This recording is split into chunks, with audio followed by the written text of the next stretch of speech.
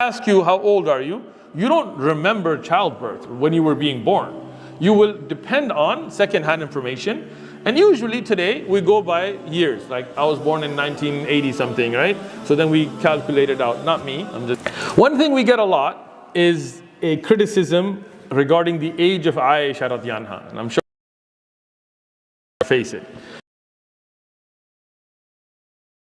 First and foremost, regarding the age of Aisha radhiyallahu anha, I want to be explicit and clear as Muslims. Is it in the Quran? No ayah in the Quran.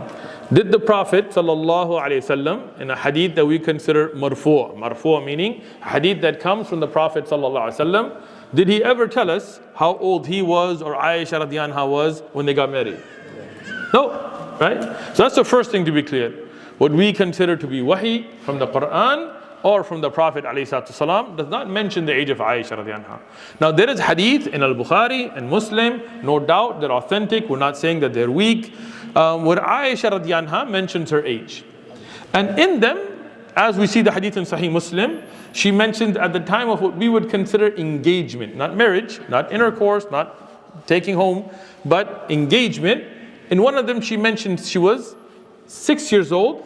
In the hadith in Sahih Muslim, she mentioned she was 7 years old, right? And An-Nawawi, early classic scholar, not something we're trying to revise history on, he said that the reason we got two different ages, although the chains are authentic, is it could be that she was between those ages or she wasn't exactly sure about her age.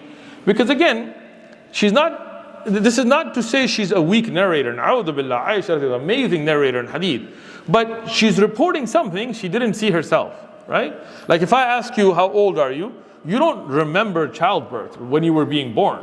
You will depend on second-hand information, and usually today we go by years. Like I was born in 1980 something, right? So then we calculate it out. Not me, I'm just giving an example, right? So then we calculate the age out based on that. But imagine if we didn't have any numbering of years. Like the Arab had no numbering for the years. They didn't have the Hijri calendar even, because that started in the time of Umar ibn Khattab radiyallahu anhu. So how did they measure age? Basically they looked at events like, Amil Fil, when the elephants attacked Makkah, that's the year the Prophet ﷺ was born. So then they say, okay, from that year, then another year it rained a lot, another year this happened, so they kind of used general themes, and in a year that was eventless really, they would just try to, keep it the year between those two events, right? So again, there is no calendar, and there is no birth certificate, and there is no passport or ID card. So you are giving your general idea of when you think you were born. What we do know from authentic ahadith is that she was already engaged to be married before she was married to the Prophet ﷺ. So that means according to the urf, the traditions of the time, she was at an age where they would get girls engaged to get married. Practice of that time. Now, today, things are different, right? But even if you look at a few years ago in the US, in the 1890s and so on, in Delaware, for example, the minimum age of marriage, not engagement, of marriage, was 7 years of age.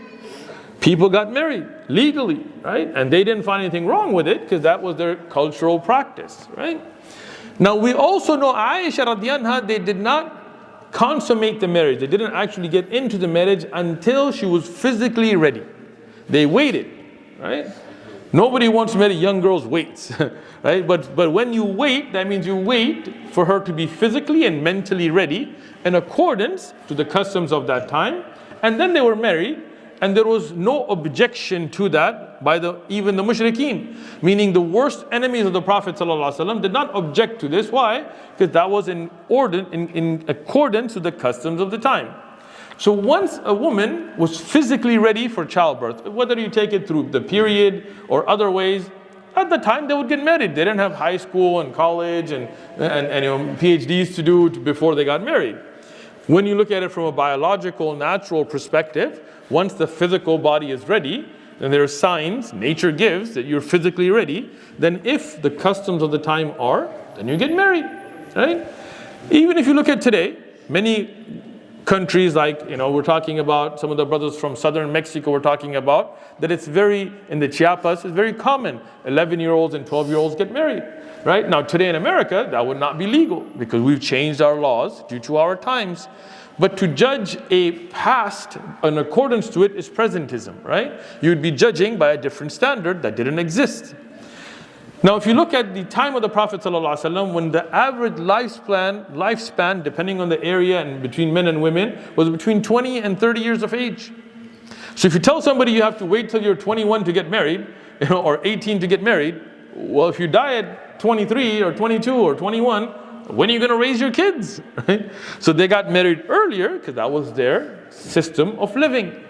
Again, waiting for the physical body to be ready and the mental mind to be ready. And that's why in the books of fiqh, we don't usually give an age. Ibn Qudama in Al-Mughni or Al-Nawawi in Al-Majmu', he says that a woman should be mentally and physically ready. And in the earlier fiqh books, they would mention that there were women who were kind of like midwives, and they would know, looking at a girl, whether she is physically ready, and then they would question her about her mental readiness before they would allow her to get married. If you put an age, it's an arbitrary number.